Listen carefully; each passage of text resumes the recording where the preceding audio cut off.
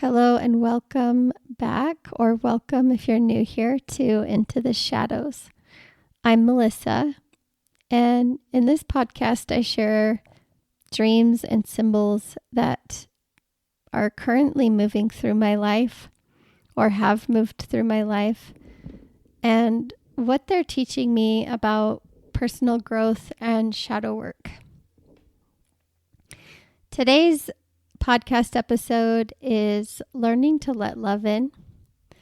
And honestly, it's a tender topic for me because this theme takes me back to when I was a little girl and how joy was something that wasn't modeled to me. It wasn't mirrored back to me. It wasn't celebrated.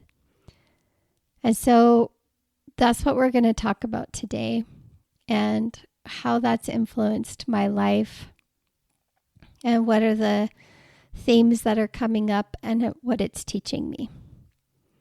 So I'm going to start off by giving you a little bit of context about my childhood.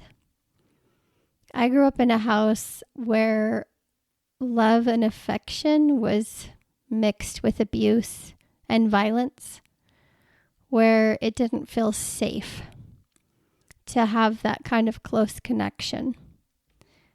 My mom was raising 7 kids pretty much by herself since my dad was always gone for months at a time, not to mention he's a narcissist.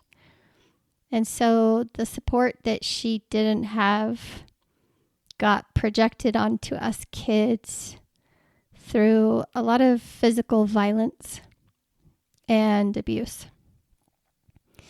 My mom was constantly stressed out of her mind and took a lot of her anger out on us kids. She wasn't the affectionate type. She didn't give hugs or snuggles. She didn't say, "I love you." And that lack of support really took a toll on me, and I'm sure my siblings too. And as a kid, the everyday joy and play got hijacked. So it really left me with this gap in areas of joy and connection that I really longed for. So that's what I'm going to talk about today. And I debated on speaking about this because a lot of grief in my dreams has been showing up around it. But I kept getting nudged by spirit to share. And so here I am. So that's the context of my growing up. It was really hard for me to connect with joy and love from my caretakers. So before I get into the series of dreams, a few days ago, I didn't record, but I spoke into the mic about what it is that I wanted to talk about of this dream. I'm going to call it the strawberry dream. And it was really crazy because I finished saying what I was going to say just to kind of practice, because I'm still showing up and learning how to talk into this mic and feel natural and not get nervous. And that same night, I went to bed and I had some really cool themes through my dreams that came through. It's like my psyche was saying, "Hey, there's more here. Let's keep going." So I wanted to share this with you guys in hopes that maybe you have a similar backstory to me. Maybe you struggle with joy, and really just to demonstrate how magical the psyche is when you start to listen to it, and how it shows up in such a beautiful way that it gives you messages on how to integrate and brings in even the emotion. Maybe you haven't felt safe enough to feel it in your daily life, and so your dreams bring it through. to really bring you closer to wholeness. So with that being said, here is the first dream. So I dreamt that I was with my mom and I was a little girl, and we are sitting outside and there's a basket of strawberries. And I look down, I'm going through the strawberries, and I see a strawberry and it's in the shape of a heart. And I'm so excited about this heart. And I hold it out in my hand for my mom to see it. Excited, like, look what I found. And my mom grabbed the strawberry and she ate it. And in the dream, I remember feeling irritation rise, like I could feel it. And I remember thinking in the dream, oh, I'll just get over it.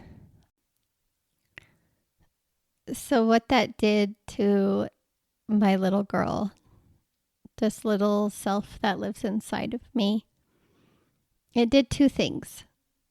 It showed me that joy isn't or wasn't safe. It got consumed. And it also taught me that it was better for me to bury my irritation than to lose connection,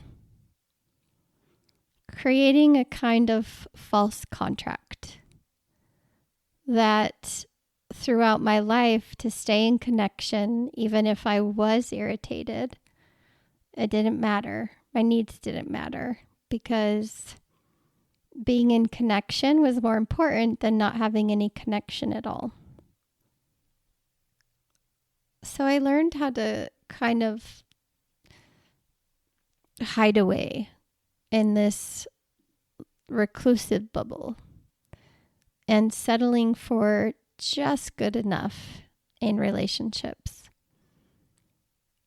And that if I wanted connection, I had to swallow my truth. And what I've learned is that when we betray ourselves by settling into relationships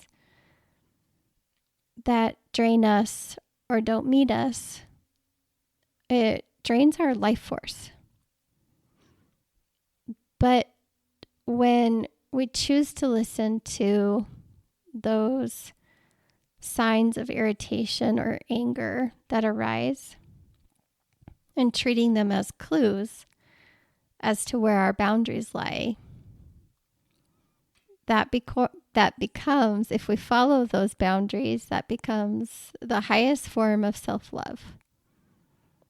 Because boundaries now are a way of honoring and protecting ourselves. And that joy that got swallowed, it showed me why joy has felt a bit foreign to me. I mean, I love to feel joy, but I've noticed a kind of disconnection to it, especially when I get really stressed and so caught up in the day-to-day of life. So as a little girl, I made that unconscious contract agreement that it wasn't safe to feel joy. And I know that part of my healing going forward is to rebuild that relationship by letting joy back in one small moment at a time. So this strawberry dream reminded me of the heartbreak. And the heartbreak is that joy is should be a birthright that we all get to feel. But in survival and trauma, it gets suppressed. So that contract kept me looping in disconnection. And it's so sad and tragic because you could spend a whole lifetime cut off from the very thing that makes you feel the most alive. So after speaking this strawberry dream out loud into the mic, this is where my dreams kept going with this abandonment thread. So the first part of this dream, I got this message. I don't remember exactly what happened, but when you work with dreams long enough, you start to become a lot more lucid. And sometimes the messages that come through are really direct, and other times you have to sit with them and figure them out a little bit more. But the message that I got at the very beginning of the dream was that I was healing hypervigilance. And so this next scene is going to have a lot to do with that. And also how that false contract shows up in my body. The dream starts where I'm laying on a bed and all of a sudden there's a cat by me, and it's like trying to get close, but it's also extremely agitated, and I don't quite know what to do with it. And so I just sort of kind of like I keep pushing it away. And the irony here is that I went to bed that night, and my daughter, we were looking at a video where a mama cat brings in a baby cat into this baby's crib. And I was like, oh my gosh, I love cats. And so that's the cool thing, is like your psyche will take things that you say during the day and it will thread them through your dreams to give you deeper messages about things. So I go to bed and I say I love cats. And here I'm in a bed with a cat. And I can't connect to it. It's awkward, it's angry, and it runs away. And then all of a sudden there's another cat, but this cat is like underneath me, like coming out from underneath me. And this one scared me, and I got really startled, and I pushed it away. And that cat was super sad. And, had my psyche shown me cats coming up to me in a way that wasn't startling to me, I could have loved on them. I love cats. But in this dream scene, the theme my psyche was showing me was this inability to connect with something that I loved. And for those of you who may not know, hypervigilance is constantly scanning your environment for threats, even when there aren't threats around. And so this scene was showing me how even things that I love, even a cat, something cuddly and warm, was hard for me to connect with. And it was really cool because another layer came through in this same scene. My sister, who was on the bed with me, all of a sudden started saying, "There's a snake under you. There's a snake."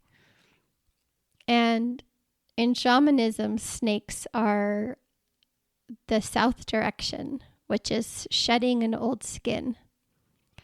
And because I was lucid in the dream, I remember thinking, oh, this is a layer that I'm shedding.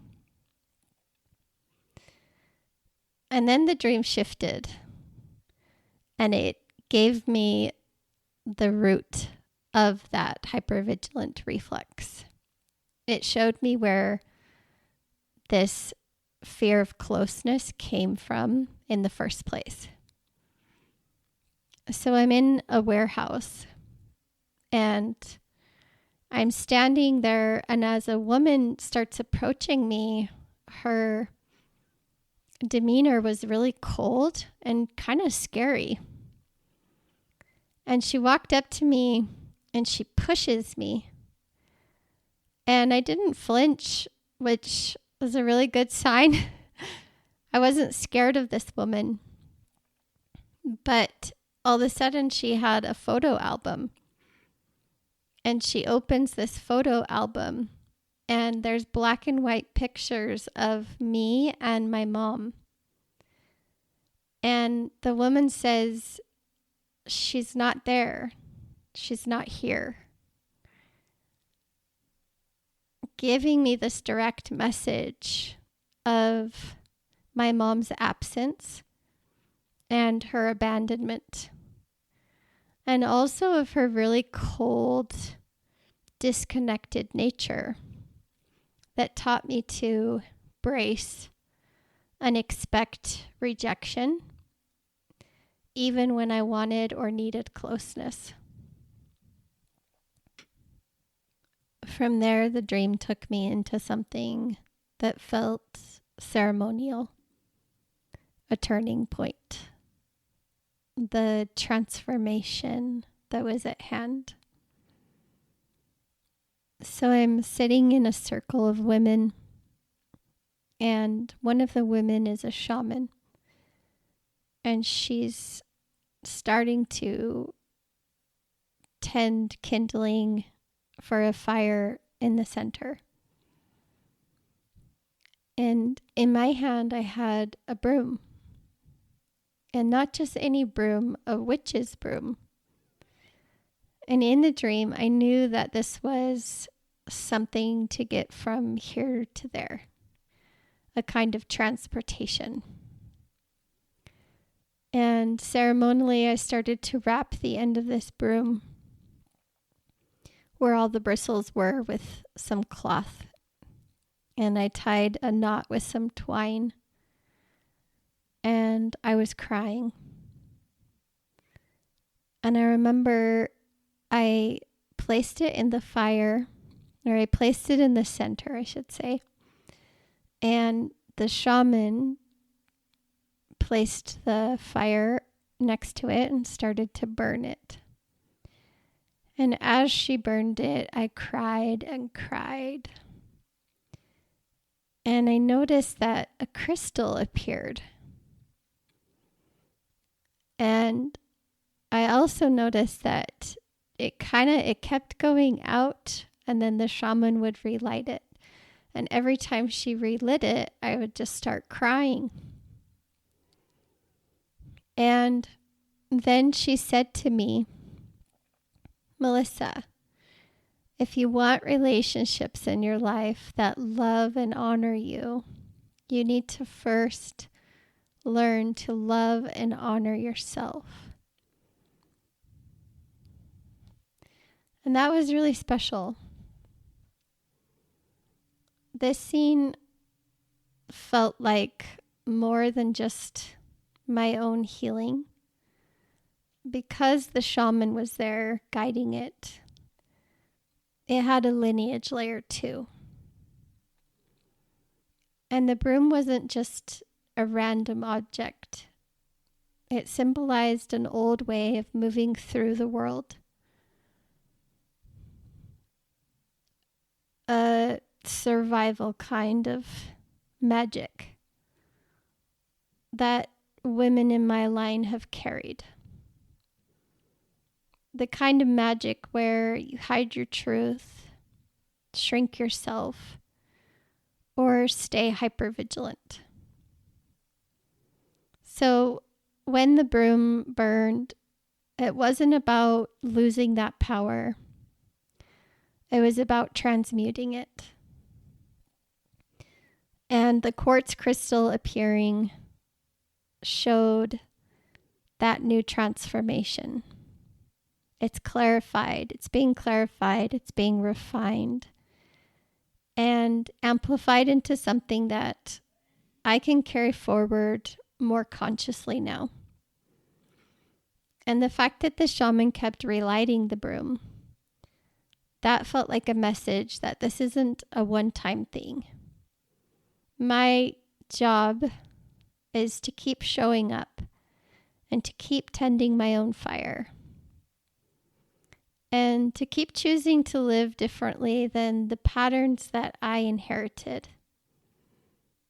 And when she said, if you want connection with people who love and honor you, you first need to love and honor yourself,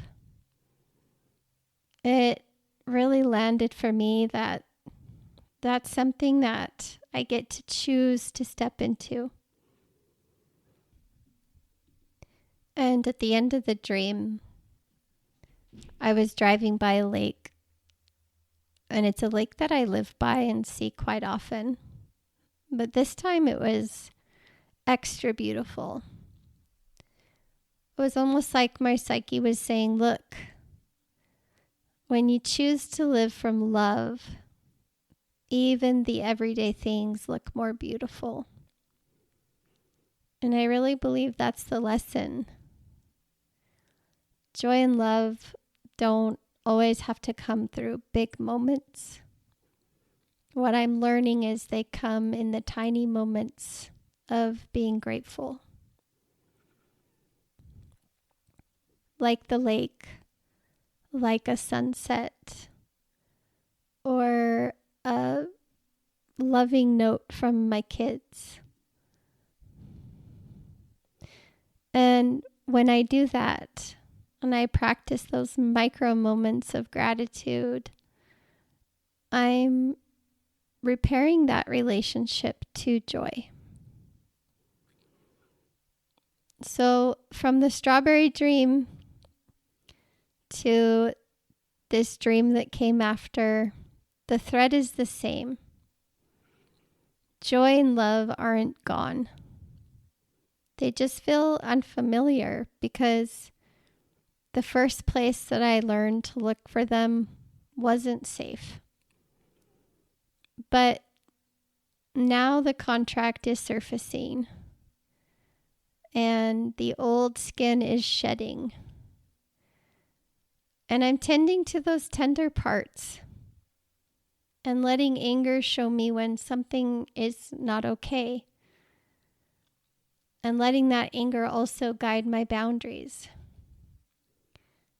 And burning the broom of old survival strategies from getting to place.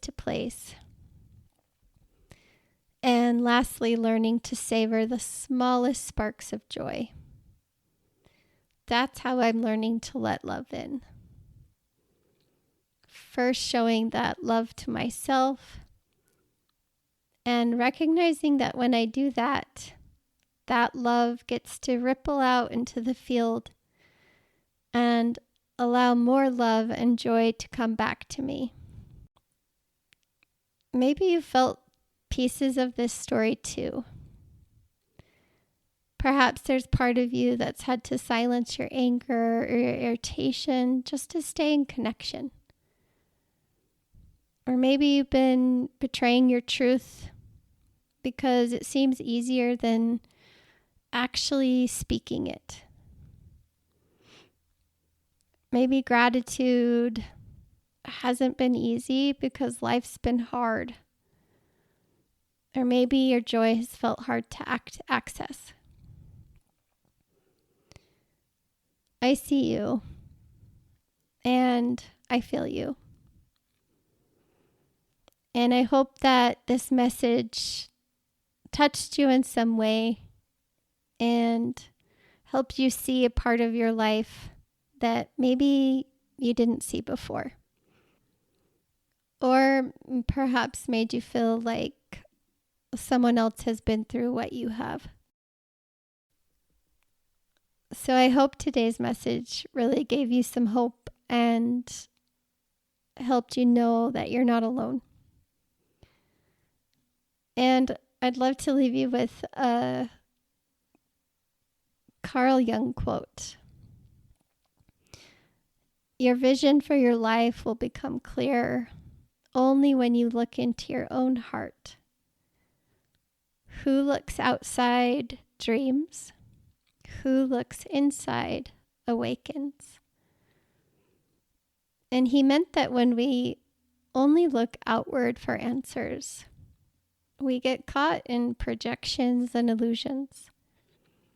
but it's by turning inward to our heart, to our psyche, to our dreams, our own mystery, that we begin to wake up to ourselves.